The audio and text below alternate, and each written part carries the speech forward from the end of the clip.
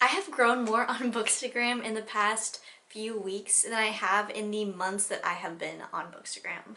Let me tell you how I did it. So I recently hit 2,000 followers on Bookstagram, which is so cool. And I am by no means someone with hundreds of thousands of followers on Bookstagram, but I do want to let you guys know how I grew on Bookstagram so quickly in the past few weeks. Bookstagram is an amazing community, and if you aren't already using Bookstagram, I want to take this moment to really encourage you to use Bookstagram. You don't have to have a ton of props or a ton of books. You can use library books, you can take pictures outside, you can take pictures against a pretty blanket or scarves or anything that you have around the house. And it's a great way to find new books to read. But if you already have a Bookstagram and you have been on there for a while and just aren't seeing very much growth in your community, I would advise you to watch this entire video because I am going to give you guys really honest tips about how I grew on there and how to make friends on there and how to make your feed look good and everything like that. The number one thing that you need to do on Bookstagram or on Instagram in general if you want to grow on Instagram is to reach out. You can do this in lots of different ways, but when you are first starting on Instagram in general, you don't have very much credibility, you don't have a lot of you don't have a ton of followers or a ton of pictures or, an absolutely perfect feed. You have to grow credibility in other ways. And the way that you do that is to make friends. So you need to be putting the effort in. You need to be DMing people who have pages that you like and do collaborations with them. You need to be posting pictures and tagging some of your favorite Bookstagrammers and giving them a shout out in some of your posts or in an Instagram story. You need to be constantly giving support to others and being selfless. Because on Instagram, it's really annoying when someone just is all about their own page or is all about themselves or self-promo, or if they're an author and all they're doing is promoting their book. That's giving nothing back, and you have to give to get something back. So I'm going to give you guys a couple of ways to find new pages, and when you find a page you like, you need to DM them and ask to do a collaboration, or just ask them more about themselves and start a conversation with them. Or you need to, follow pages you like, comment on their posts, like their pictures, find other people who, if you do booktube, maybe go and find some booktubers that you like and go to their description and follow their Bookstagram and be like, hey, I found you off of YouTube. Just make genuine connections with people, and those people that you make those connections with in the beginning, they will be your best friends on your social media life platforms for a really long time. Those people that were there for you in the beginning are going to be your friends for the rest of your time, and it's going to be such a special bond and such a special connection, and it's going to really make you feel a part of the community and really give you as many benefits as you can from it, is making those close relationships. And it's really cool. These people might be miles and miles away from you, and becoming friends with them is something that's really rewarding, and it's the number one thing that I suggest if you want to grow on Bookstagram. So the way that I find new pages to follow or to, make friends with, or just to look at their feed if it's absolutely beautiful, is I do it in two ways, or three ways actually. I'll give you three ways. First way, and my favorite way, is to go to the pages that I enjoy. So I'll just pull up a page on Bookstagram that I really like. So this page is Kayla Books, if you can see. This is her Instagram. I actually gave her a shout out in one of my Instagram posts that I did because I love her page so much. It just thinks it looks so beautiful on the page together, and it has such a cozy vibe, and I really love the books that she chooses to put in her photographs. I find a lot of new books that I hadn't heard of before when I look at her page. Definitely go follow her. I'll leave her linked down below. When I'm looking at her page, what I'll do is I'll either click on people who she's following or her followers. So I click on this, and there's ton of people who probably really enjoy Bookstagrams on here, and this is how I find new people to follow and new people to do collaborations with in this. So I'll just click on this random one, Reading in La La Land. You can see her page is beautiful, and so I'm gonna follow her, and I'm going to like her pictures and maybe send her a DM and tell her her page is beautiful, and just you know, I genuinely love her page. You can see how beautiful her photos are. So I'm gonna go ahead and send her a DM. And you don't have to do this with every page. You can just follow them, and a lot of times they'll follow you back and give you support back. But make sure that you genuinely enjoy their page. You don't want to just be following a crap ton of people.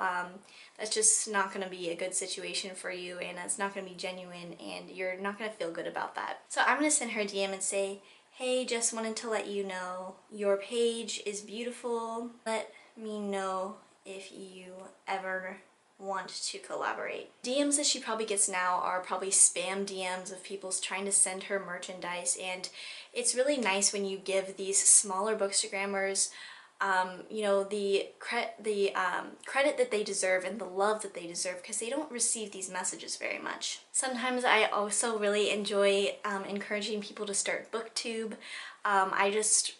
It's really important to me that BookTube grows as a community, and I think it's going to be an amazing thing to watch in these next couple of years as our community grows. And I really want to see our community grow to be as big as some of these other communities on YouTube. And so telling bookstagrammers or people on book Twitter, things like that, and encouraging them to start a BookTube channel might change their life and will also grow our community. That's another thing. You need to be looking out for the interest of the bettering the community and leaving this space, this online space, better than how you found it. Another way to find people, new pages to follow, is by going to hashtags. You'll do a lot of, there'll be a lot of people on like hashtag Bookstagram and things like that, and you can find new pages on there. But you can also go to pages you like. So the person I just followed, which is Reading in La La Land, and I can go to one of her photos. It's a beautiful rainbow photo of books, and I can go to people who liked that photo, and I'm following some of these people, and you can go through and who liked their photo, and you can find people that way as well. So that's my number one tip, is to reach out, give support, be selfless, and you know, that will come back to you, and that good karma will come back to you, and people will give you support as well. But it just feels good to give other people support, and it's really how I've grown in Bookstagram so much in these past couple of weeks. Next, we're going to be talking about using the tools that Instagram gives you to help you. So number one is hashtags, which is what you'll normally hear when you go on any sort of Instagram growth advice thing. And I think hashtags are very useful. It's a good way for people to find you. It shouldn't be your number one thing that you're relying on to have people find you, because you might get lost in a sea of other people's photos who also use those hashtags, which is why I'm going to tell you that it is smart, especially in the beginning, to be using hashtags that not a lot of people are using. Make sure there's above 1,000 photos that people are still searching for it, but there's below like 50,000 photos. You want to kind of stick in that range, and that's something I need to implement, because you know, I use hashtag Bookstagram, and that has probably over like 2 million, I don't even know, photos on it. Let's just look. Hashtag Bookstagram has 27.1 million posts in it. So that'll just tell you that you are just going to get lost in that. So use smaller hashtags. You'll have more of a chance to get on that top page. If you do that, I always hashtag the author's name of whatever book that I'm posting a picture of. That also gives the author support, which is really an amazing thing for the community and something you want to do. But you can just use smaller hashtags, and I will try and think of a list and leave it down below for you guys to use and for myself to use, because I still haven't gone through and changed my hashtags in my notes that I always control and copy. Those tend to be a little bit of bigger hashtags, and it's smarter and more beneficial for you to stay in that smaller hashtags where you might get noticed. Definitely use hashtags in your description, your little bio of your account as well, just to let Instagram know even further what kind of account you are. This will help with the new algorithm and things like that as well. Utilize stories, utilize location, utilize all the tools that you possibly can that Instagram gives you to help you. And if you want to turn your account into a business account and promote your account, you can do that as well. That's not something that I do personally, but that is an option if you would like to do that. Now, another thing that a lot of people say in these Instagram growth videos is to have some sort of theme,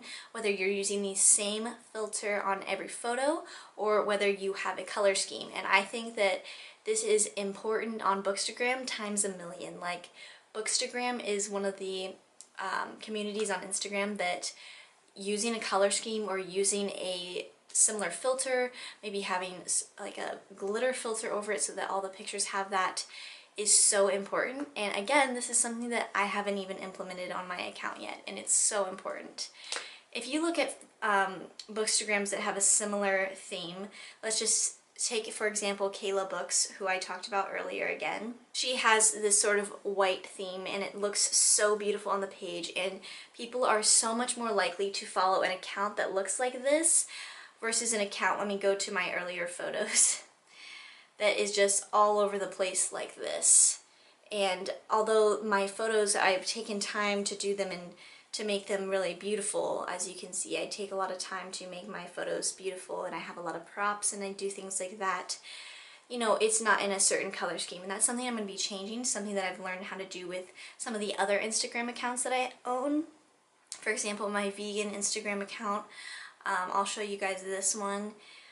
You can see where the same filter starts and ends, and so it's these 3 columns up here, and eventually it'll all look good together. But these do not have the same filter, they don't have much of a color scheme, and it's very easy to do the same filter. It's harder to do a color scheme, especially with books, because there's certain book covers that's harder to make those colors work with. However, it is really helpful on Bookstagram to have a color scheme. Another really helpful thing is to plan out your page with one of the Instagram planner apps. The app that I use is Preview, and I'm scrolling down so that you can't see my earlier ones, my latest ones that I have that I'm gonna post later, but you can actually move this around so you see how it looks good on the page together. And it's really helpful. For me, I found it super helpful to see where to put each picture so that the page can look good as it can together in the order that you place it in. A lot of times, if you're doing something like a grid or something where there needs to be, when you post a new picture, you have to post 3 new pictures so it doesn't mess the order up, that is not always as effective as it could be. It can waste your time because it takes a lot of time maybe to take 1 photograph, and you have to release 3 of them at once, and then you can't post as often because you've released so many at once. However, it does look really cool when you do a grid or something like that. I'm not really sure how you would do that on Bookstagram, but I do know that some people do certain themes and then they'll do a little break, a 3-column break on their page to separate the different themes that they do, which is, you know, if you want to do that, that's totally cool. Another tip I have for Bookstagram is to make sure that your username has something to clue people in that you are a Bookstagram account, because some people who are trying to find new Bookstagrammers on Instagram, you know, if your username is just your name, or it just is something random where people do not know just from looking at your name that you're a Bookstagram account, that's going to hurt you in the long run. So make sure you have something that says, you know, reading, or books, pages, chapters. You know, you can get creative with it. There's a lot of people who are like, Paper Princess. I've seen that Instagram username before, and it's really beautiful. Get creative with it. Try not to have a lot of numbers in it, because as you go along in the future and you grow your Instagram account, it's going to be harder for people to remember your username if you have a bunch of numbers in it, or if you have a bunch of weird like stars, like underscore, like all this stuff. So make sure it's simple enough for people to remember it, but that it has something that clues people in that you are a Bookstagram account, or whatever Instagram account that you're wanting to do. Your username needs to clue those people in on what that, what the purpose of your account is, and what you're going to give to them by, you know, what kind of content you're going to give to them by having them follow you. The next tip is to post every day, and this will help you a lot if you're heavily relying on hashtags to have people find you. Posting every day, whenever I post something, I tend to get a few new followers because of the hashtags that I put on there. So posting every day will help you grow really quickly. I don't have the time to do that, but that is something that's really going to help you grow very quickly if that is what you're trying to do. And then another tip I have is to always ask a question in the caption of your photo. This is something I do sometimes, and I notice it helps a lot because people will comment, you know, answering your questions, and that will help with the Instagram algorithm of having more comments on your photo, and also just having more people to interact with is always really nice and fun. When it comes down to it, growing on any social media, you know, you need to love doing it first and want to grow second. And if you have a passion for it, if it's a creative outlet for you, for me, I did Bookstagram for months before I started growing quickly on it.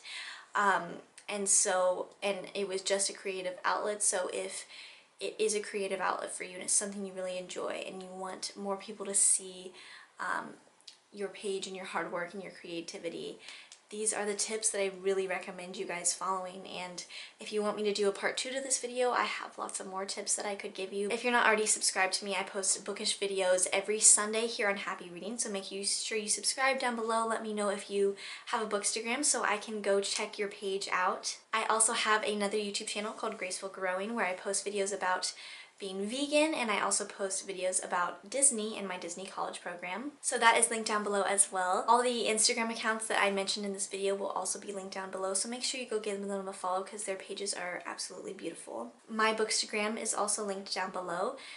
So you can go check out my page if you want. It is in the description box. I also have a website where I have a blog, and that is also linked down below. I hope you guys enjoyed this video. Give this video a like if you want to see more videos about Bookstagram, and I will talk to you guys next time. Happy reading. Bye.